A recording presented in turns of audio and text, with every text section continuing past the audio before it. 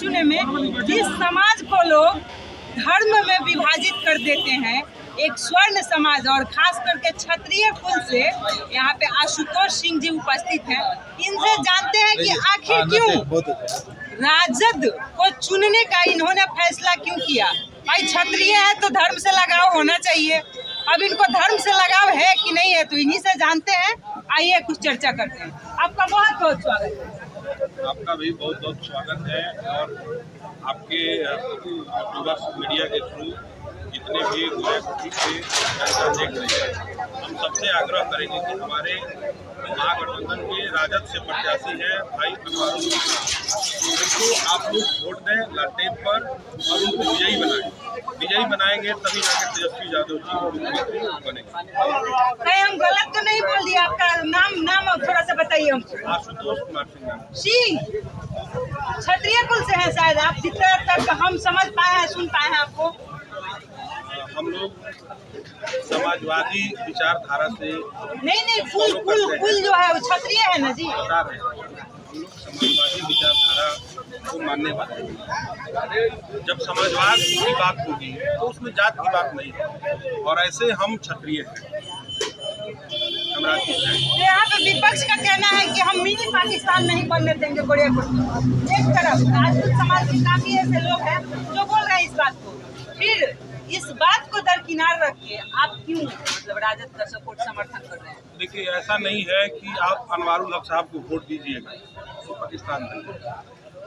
जितने भी समरस समाज के लोग आते हैं, चाहे किसी भी जाति के लोग, वह प्रकृति के हिस्से में आते हैं। अगर ऐसा है तो गोरैया-कोठी के जो विधायक जी हैं वर्तमान, उनके परिवार के दिया हुआ जो जमीन, गरीब गुरबा लोग हैं, जैसे हरिजन जाति के लोग हैं, तेली है, साज लोग हैं, बनिया है, कुशवाहा है, कम से कम 2000 परिवार गोरैया-कोठी बाजार पर जीता था, खाता था और उनको वो लोग भगा दिए। आज सब लोग बेघर हैं, खाने को पैसा नहीं है, मजदूरी करते हैं, अब खा रहे हैं। व्यवसाय था, सब कुछ था, लेकिन सब कुछ विधायक जी और बिहार के स्वास्थ्य मंत्री मंगल पांडे मिल के छीन लिए। मंगल पांडे स्वास्थ्य मंत्री पे आरोप लगा रहे हैं। यही दो लोगों के कारण कार्रवाई हुई, जिला प्रशासन के द्वारा कार्रवाई हुई और 2000 परिवार रोड पर आ गए। विधायक जी को इस पर जवाब देना चाहिए था। आज उनका हम मंतव्य सुन रहे थे कि हमारे परदादा स्कूल लिए, ये दिए, वो दिए, और ये भी दरबार वाले हैं। इनके भी जो फादर हैं मंदिर बनवाए, सिवान में बहुत सारा विकास का काम हुआ है, बहुत जगह ये लोग जमीन डोनेट किए हैं, लेकिन किसी गरीब गुरबा को ये लोग घर से वंचित नहीं किए, रोजगार से वंचित नहीं किए। लेकिन विधायक जी का परिवार तो 2000 लोग, विधायक जी के कारण 2000 लोग आज रोड पर घूम रहा है। दम तो आके मीडिया के सामने बोले, जो उनके घर के सामने चुनौती दे रहे हैं उनको। हम चुनौती दे रहे हैं। उनके घर में जो पकौड़ी, उनके घर के दरवाजे पर जो पकौड़ी छानता था, सब्जी बेचता था, जूता चप्पल सीता था, लोग अपना भिन्न भिन्न कार्यों से अपना रोजगार और रोजी रोटी का सृजन करता था, उसको विधायक जी ने बर्बाद कर दिया। विधायक जी को तो जवाब देना चाहिए था कि किन कारणों से हटवाए उन लोगों। और वहाँ पे जो जमीन खाली हुआ वहाँ बना क्या? सामुदायिक भवन। तो सामुदायिक भवन किसके लिए बनता है? सर्व समाज के लिए बनता है। तो सर्व समाज के लोग तो ही वहाँ अपना सृजन कर रहे थे, अपना रोजगार उत्पन्न कर रहे थे, लेकिन विधायक जी ने 2000 परिवार को बर्बाद कर दिया। गोरैया-कोठी जो विधानसभा सीट है, इसको आप किस नजरिए से देखते हैं?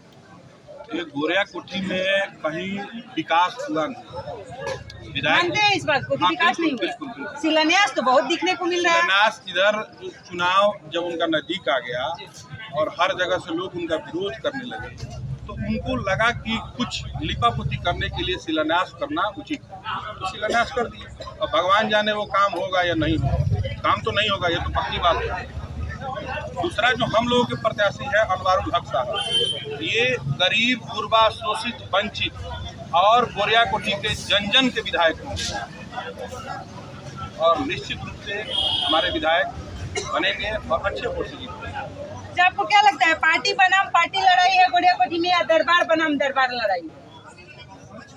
पार्टी बनाम पार्टी ही है, दरबार कहाँ से होंगे? क्या पहले से गोरियाकोठी में स्थायी दरबार है? और बाहरी दरबार का मतलब यहाँ पे लोग तो कुछ हजम नहीं कर पा रहे, स्वीकार नहीं रहे। अभी तो दरबार का मतलब हम समझाए हैं ना, जी। अभी आपको समझाए हैं।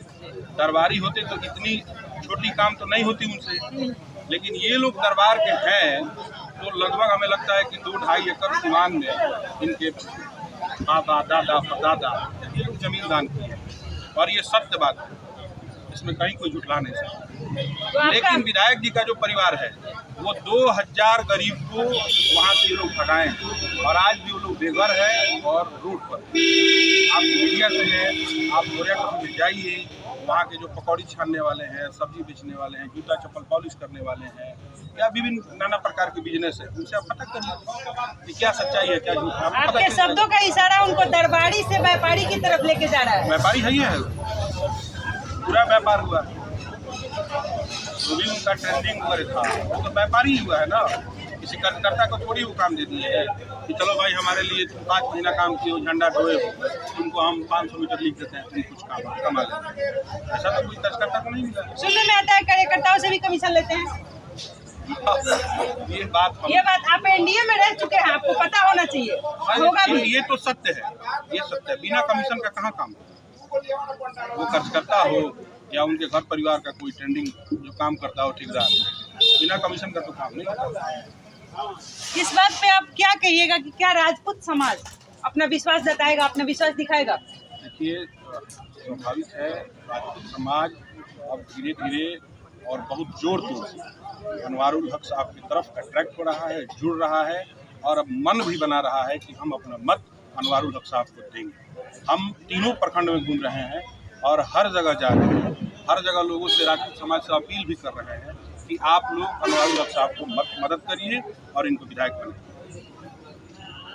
जो आज तक वोट बैंक का शिकार होते थे वो अपने अधिकार के लिए वोट करेंगे अब? हाँ बिल्कुल, अब इस बार जो चुनाव होगा वो अपने अधिकार के लिए होगा, नौकरी के लिए होगा, अपने बच्चे को भविष्य के लिए होगा, जुमलाबाजी के लिए नहीं। क्या लगता है गोरियाकोठी में मूवमेंट क्या है अभी? परिवर्तन। तो आप क्या कहिएगा, परिवर्तन पे आप कुछ कह रहे थे? प्राकृत का नियम है, परिवर्तन जरूरी है। परिवर्तन होगा तभी गोरियाकोठी के समुचित विकास होगा।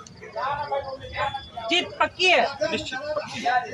बदलाव होके रहेगा? बिल्कुल होगा, बिल्कुल होगा। निश्चित रूप से आपको हम लोग मिठाई खिलाएंगे और हम अपने प्रत्याशी को अग्रिम शुभकामनाएं देंगे।